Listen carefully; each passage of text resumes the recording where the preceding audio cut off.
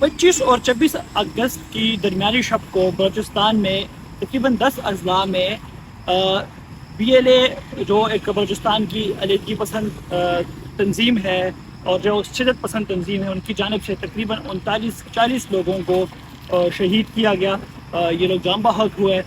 اس کے بعد security forces نے علیحدگی پسند تنظیم اور شر پسندوں کے خلاف آپریشن میں تقریباً 21 لوگوں کو جہنم واصل کیا، اور اس مقابلے میں سیکورٹی فورسز کے اپنے 14 لوگ شہید ہو چکے، جس میں 4 لیویز تھے اور 10 فوجی اہلکار تھے۔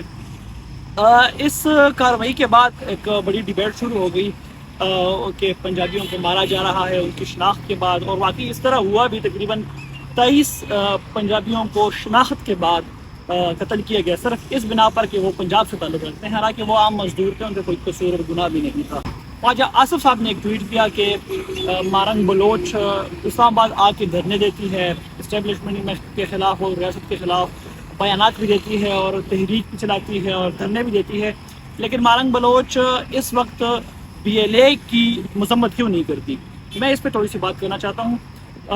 دیکھیے، مارنگ بلوچ یا منظور پشتین ہو گیا، وہ اس ملک کے شہری ہیں اور اس ملک کے آئین کو مانتے ہیں، اور اس کی سب سے بڑی دلیل یہی ہے کہ وہ آ کر آپ سے اپنا گلہ کرتے ہیں، شکوہ کرتے ہیں اور آپ سے ہی اپنا حق مانگتے ہیں۔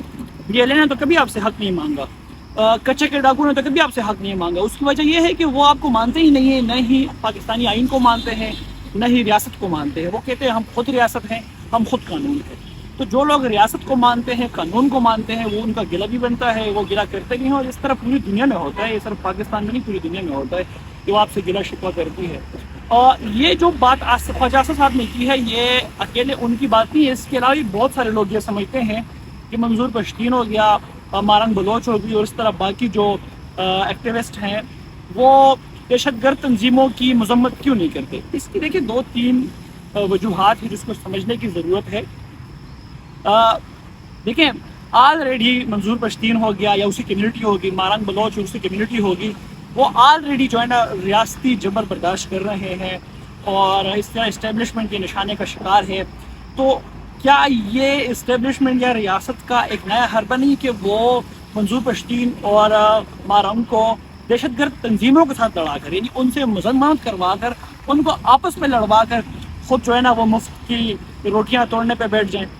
یعنی مارنگ کیوں ان کی مذمت کرے، یا مارنگ کی مذمت سے کیا ہو جائے گا؟ مارنگ نہ ہی تو بلوچستان کی وزیر اعلیٰ ہے، نہ ہی اس کے پاس کوئی اور عہدہ ہے، اور دیکھیں مذمتوں سے اس سے پہلے بھی نہ کچھ ہوا ہے، یہ ایک فارمیلٹی ہوتی ہے، جسٹ سرکاری لوگ کر دیتے ہیں، تو وزیر اعظم نے کر دی، صدر نے مذمت کر دی، خانہ نے کر دی، اور یہ ہوتا آ رہا ہے۔ مطلب آپ ہسٹری میں دیکھیں، کسی مذمت سے اگر کوئی فائدہ ہوا ہے تو بتا دیں کہ بھئی اس دانے وقت میں مذمت کی تو اس سے یہ فائدہ ہوا۔ بس ایک فارمیلٹی ہے، پوری کرتی اور بات ختم ہوگی، بھئی نیکسٹ ڈے پہ جاؤ، نئی ہلاکتوں پہ جاؤ، نئے مسائل پہ جاؤ، نئی چیزوں پہ جاؤ، بات ختم ہو جاتی ہے۔ ریاست اپنی رٹ قائم کرے۔ سیکورٹی فورسز جو اس ملک کی سب کچھ ہے، ان کو چاہیے کہ وہ دیکھیں، لاسٹ ٹائم ابھی یہ پنجاب میں کچے کے ڈاکو نے تقریباً 12 پولیس افسران کو، نوجوانوں کو شہید کیا، اور آپ ان پولیس نوجوانوں کی گاڑی دیکھیں، وہ کتنی کٹارا گاڑی تھی۔ یعنی آپ ایک آپریشن کے لیے گاڑی بھیج رہے ہیں، پولیس اہلکاروں کو بھیج رہے ہیں، وہ بیچارے ان کے پاس بندوقیں بھی خراب تھی۔ 2 دفعہ انہوں نے گزارش بھی کی تھی آئی جی صاحب کو، سی ایم صاحبہ کو، کہ بھئی ہمیں کم سے کم بندوقیں تو ایسے دیں کہ جس سے ہم لڑ تو سکیں۔ ان کی گاڑیاں آپ دیکھ لیں، پھر وہاں پہ کوئی سسٹم نہیں تھا کہ گاڑی گھنٹوں وہاں پہ پھنسی رہی اور ان کو ریسکیو کرنے کے لیے کوئی نہیں آیا۔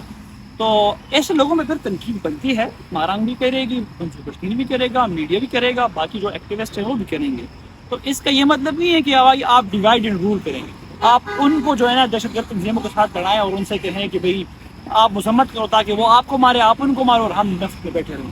تو میرے خیال سے خواجہ آصف صاحب وزیر دفاع بھی ہیں اور ان کی حکومت بھی ہے، پنجاب میں ان کی حکومت بھی ہے، وفاق میں بھی ہے، تو وہ اس قسم کے اسٹیٹمنٹ کے بجائے عملی اقدام کریں اور امن کاری میں اپنا کردار ادا کریں۔